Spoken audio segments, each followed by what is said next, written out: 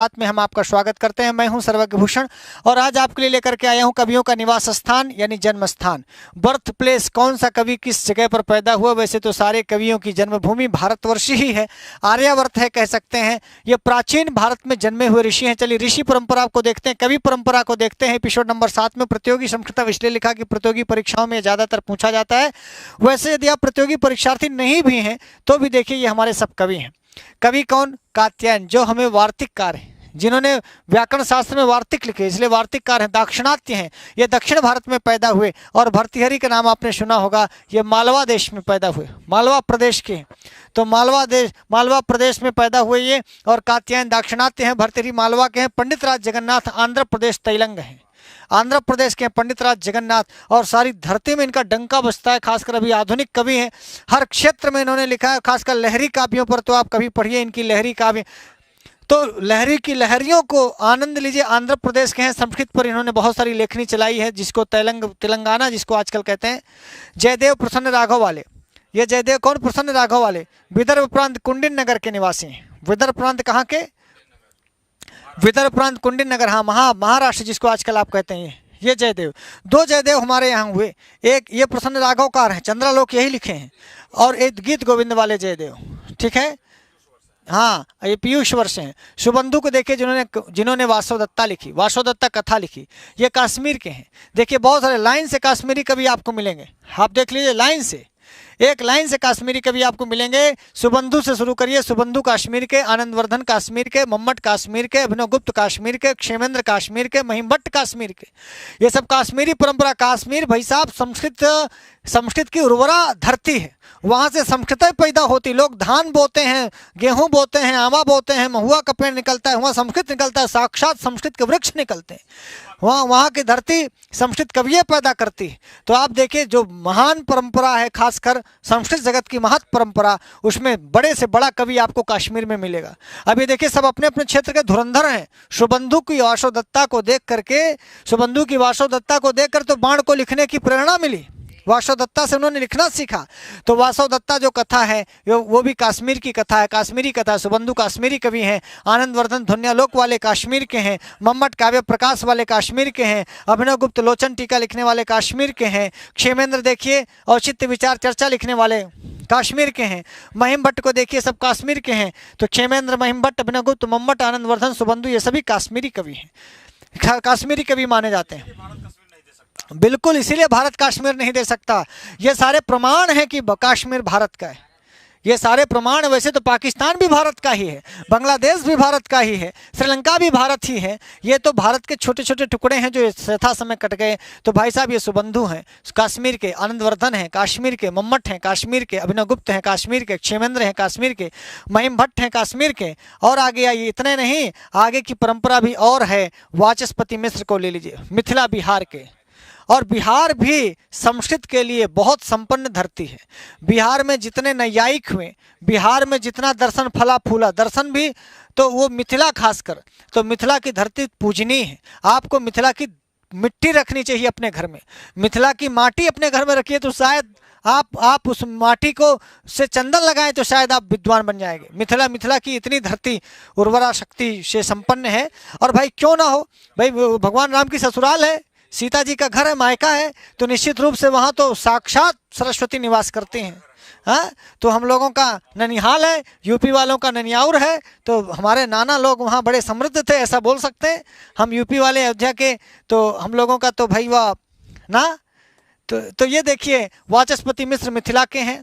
विश्वनाथ कविराज ये उत्कल उड़ीसा के हैं, उड़ीसा उत्कल। विश्वनाथ कविराज कौन वाले? विश्वनाथ साहित्य दर्पण वाले, हाँ साहित्य दर्पण वाले। वाचस्पति मिश्र को तो वाला आप कह नहीं सकते। किस में? सांख्य वाले ये, वेद वाले ये, योग वाले ये, वेदांत वाले ये, सब वाले हैं वाचस्पति मिश्र। और त्रिविक्रम भट्ट देखिए, मान्यखेट ग्राम हैदराबाद के, ये वही त्रिविक्रम भट्ट है। कौन वाले? नलचंपू वाले, नलचंपू वाले त्रिविक्रम भट्ट।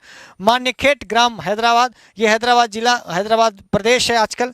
रत्नाकर को देखिए, कश्मीरी कवि। रत्नाकर कौन है? कश्मीरी कवि। समझ में आया? हाँ, हरविजयम वाले। यहाँ ये कवि देखिए विश्वेश्वर पांडे को, विश्वेश्वर पांडे को अल्मोड़ा जिला ग्राम पटिया, हाँ तो अल्मोड़ा जिला ग्राम पटिया के हैं। अमरुक देखिए कश्मीरी कवि हैं। गीत गोविंदकार वाले जयदेव, गीत गोविंदकार जयदेव, गीत गोविंदकार जयदेव, ये बंगाल के ना। और देखिए सोमदेव, ये हाँ काश्मीरी हैं, कथासरी सागर वाले, यहाँ लिखो कथासरी सागर वाले, बंगाल के केंदुबिल्व नामक ग्राम में हैं गीत गोविंदकार जयदेव। गीत गोविंद वाले जयदेव बंगाल के केंदुबिल्व नामक ग्राम में हैं और सोमदेव काश्मीरी हैं, अमरुक काश्मीरी हैं। देखा आपने, ये कश्मीर और खासकर मिथिला ये बहुत समृद्ध धरती रही है, बहुत समृद्ध रही है। समृद्ध मतलब संस्कृत के क्षेत्र में वहाँ असली संस्कृत के विद्वान रहे ना। तो आप ये देखें, ऐसे ऐसे कवियों की बात आपने सुनी इस वीडियो में। इसके पहले भी एक वीडियो मैंने बनाया था, उस एपिसोड में बहुत सारे कवियों के हम जन्मस्थान, जन्म प्लेस के बारे में आपको बताया गया था। अगले और भी इसी प्रकार के एपिसोड आपको मिलते रहेंगे, जहाँ कवियों से जुड़ी हुई बातें, ग्रंथों से जुड़ी हुई बातें, और हम हर किताब एक एक एपिसोड आपको बना करके देंगे कि जो संस्कृत की परंपरा है वो आप तक पहुंचे। अच्छा लगा हो तो इस चैनल को सब्सक्राइब करिएगा, लाइक करिएगा, अच्छा ना लगा हो तो डिसलाइक अवश्य करिएगा। इससे हमें पता चलेगा कि हम लोग और अपने काम को कैसे अच्छा रखें। मैं आपसे यही भगवान से दुआ करता हूं कि आप सब स्वस्थ रहें, मस्त रहें, व्यस्त रहें, क्योंकि सर्वम ज्ञानम ज्ञानम, लेकिन संस्कृत ज्ञानम विज्ञानम। यदि विशिष्ट ज्ञान प्राप्त करना है, अध्यात्म ज्ञान प्राप्त करना है, आत्मिक सुख प्राप्त करना है, भीतर से प्रसन्न होना है, माने गदगद होना है, जिसको कहते हैं आह्लादित होना हो, तो भाई साहब संस्कृत ही पढ़नी पड़ेगी। तब तो विदुर नीति ही पढ़नी पड़ेगी, तब तो चाणक्य नीति ही पढ़नी पड़ेगी, तब तो पंचतंत्र और हितोपदेश कथा ही पढ़नी पड़ेगी, तब तो आपको विज्ञान शाकुंतल और रघुवंश और वाल्मीकि रामायण और महाभारत और भागवत ही पढ़ना होगा, क्योंकि ये ग्रंथ आपको भीतर से आह्लादित करते हैं, भीतर से आनंदित करते हैं। सब सुख सुख है और ये साहित्य का सुख महासुख है, काव्य रस है, सब रस रस हैं। इसलिए 6 रस कहते हैं, नियत कृति नियम रहिताम ह्लादे कि मई मनन्य परतंत्राम। और हाँ, ये तो नवरस रुचिराम है।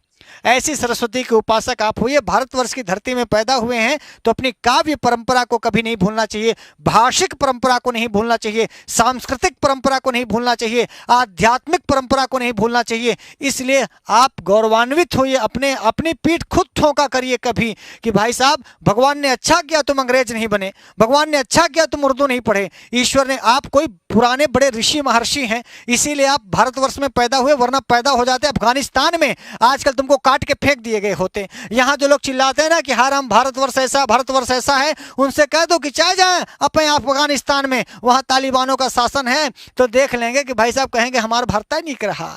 तो भाई यहाँ तो नहीं तो आप जाओगे अफगानिस्तान में भरता बन जाओगे। तो मैं आप सबसे यही निवेदन करूंगा कि आप सौभाग्यशाली हैं कि आप मानव बने, नहीं तो कुकुर बन जाते, क्या करते थे, पिलई बना देता, सुअरा बना देता, भगवान क्या कर लेते, मच्छर बना देता, माखी बना देता, साला कोनो पीस के किसी का तुम काटने बैठते, कोनो मार देता, साले मर जाते। तो ये सौभाग्य मनाइए कि आपकी जो आत्मा है वो कि एक मानव शरीर में, इसलिए सौभाग्यशाली है। फिर आप सौभाग्य मनाइए कि आप भारत में पैदा हुए, नहीं तो आप आतंकवादी बन जाते, पाकिस्तान में पैदा होते, टेररिस्ट बन जाते, क्या कर लेते। भगवान ने आपको भारतवर्ष की धरती में पैदा किया, मानव बनाया, फिर इसके बाद संस्कृत पढ़वाया, सोशल पढ़वा देता, ससुरा भागते यहाँ वहाँ, क्या करते, क्या कर लेते। बहुत सारे लोग ऐसे, हम किसी विषय का नाम नहीं लेंगे, लेकिन ध्यान रखिए और कोई विषय पढ़ते लल्लू लाल बने रहते, लल्लू लाल। ये तो कहिए कि भगवान ने संस्कृत पढ़ने का अवसर दिया आपको, अपनी मुनियों के शरण में रहते हैं, आप ऋषियों के शरण में रहते हैं, महाकवियों की शरण में रहते हैं, कम से कम इसी बहाने पढ़ते तो हैं। कालिदास को जान पाए, नहीं तो संस्कृत नहीं पढ़ते, कालिदास को जान ही नहीं पाते, व्यास को जान ही नहीं पाते, वाल्मीकि को जान ही नहीं पाते। आप कालिदास, व्यास, वाल्मीकि की परंपरा के लोग हैं, इसलिए मनाइए कि आप सौभाग्यशाली, अति सौभाग्यशाली हैं कि भारत में पैदा होने का अवसर मिला, मानव बनने का अवसर मिला, संस्कृत पढ़ने का अवसर मिला। तो इसलिए आपको सांस्कृतिक आज़ादी कराने के लिए संस्कृत गंगा कृत संकल्पित है। आपको अच्छी लगी हो मेरी बातें और ये जो ज्ञान की बातें हैं आपको अच्छी लगी हो तो आप इस चैनल को सब्सक्राइब कर सकते हैं। इसी चैनल में हम आपको पंचतंत्र देंगे, हितोपदेश देंगे, विदुर नीति देंगे, ऐसे सारे ग्रंथ ईश्वर यदि बनाए रखा, नहीं तो क्या पता भगवान को जरूरत पड़ जाए बुला ले ऊपर, अभी तो वहाँ भी तो बहुत कुछ पढ़ाना है। पर यदि मैं जीवित रहा तो ये सारे संकल्प हैं हम लोगों के कि अपने इस भारतवर्ष की धरती में जो अपनी आध्यात्मिक ग्रंथ हैं, जो अपने सांस्कृतिक ग्रंथ हैं, जिन पर हम गर्व करते हैं, जिन पर हमें गर्वानुभूति होती है, वो भारतवर्ष के प्रत्येक बच्चे तक जाना चाहिए, प्रत्येक जन तक जाना चाहिए, चाहे आप बूढ़े हो, जवान हो, स्त्री हो, पुरुष हो, किसी भी भाषा को बोलने वाले हों, किसी भी जाति के हों, किसी भी गांव, देश, प्रदेश के हों, इस सबको संस्कृत पढ़नी चाहिए। आज के लिए इतना है, ध्यान रखें, स्वस्थ रहें, मस्त रहें, व्यस्त रहें। नमस्ते संस्कृताय।